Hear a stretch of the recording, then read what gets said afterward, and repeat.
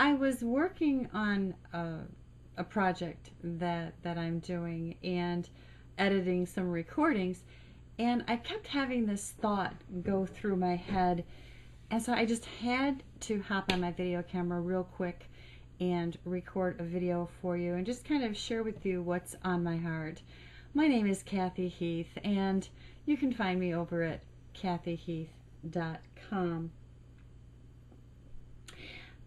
Over the weekend, I was relaxing a little bit Saturday evening, and I was watching some television, and it happened that this commercial came on, and to be honest with you, I don't even know what the commercial was for, okay?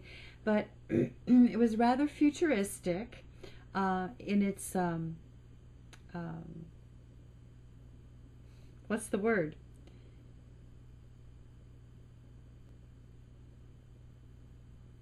The feeling, I guess. The feeling that you got from it was that it was supposed to be futuristic. Anyway, and it was this woman going into this museum of sorts of displays from the past. Now, I'm from Chicago, and one of my favorite places has always been the Museum of Science and Industry.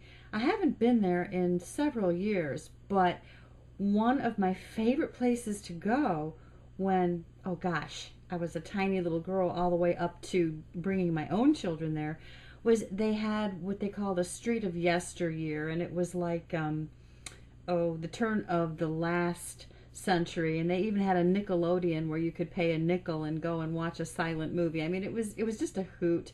The storefronts with all of the goods and what have you. The reason I bring that up is that's kind of what this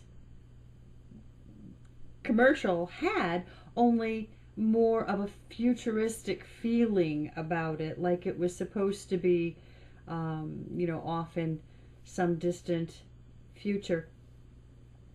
And the window displays, the what do they call those? The displays, I guess, that they had were all encased in glass, and they were showing, different aspects of what life used to be like on planet Earth. And one of them was a scene of, it looked like, mannequins, wax figures, whatever, in this display of people at a barbecue, some sitting at a picnic table, some standing and talking. And it was saying how before the advances in technology, people actually used to get together face to face and talk to each other and have, outdoor barbecues and, parties and celebrations and stuff. And this woman, just like walked through the glass and went in and said, some people are finding their way back there. The message being that there's this sense of disconnect between human beings, which is the point of this video. I know I'm rambling a little bit. Please forgive me.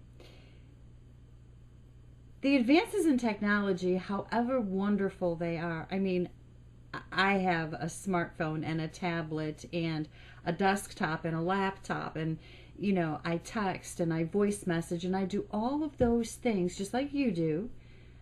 But all of those advances, those ways of communicating with people, have put us kind of in an isolated little bubble of our own making. And the recent research, I was reading it in actually in the Networking Times magazine, how it's leaving people absolutely starving to death for human contact, for face-to-face contact, for talking to a real person.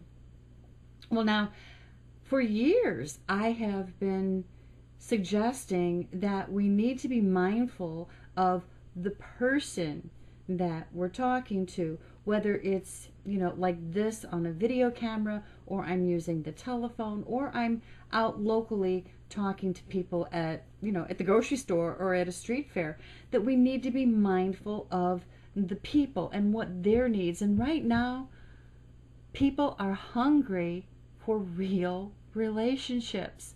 People are hungry for human contact. We were created to be social. We were created to be interactive with each other. And when that's taken away, we tend to wither a bit, and there's a part of our being that atrophies and disappears. So, operating on this premise for the last very many years, I mean, my very first video online was about remember the person you're talking to.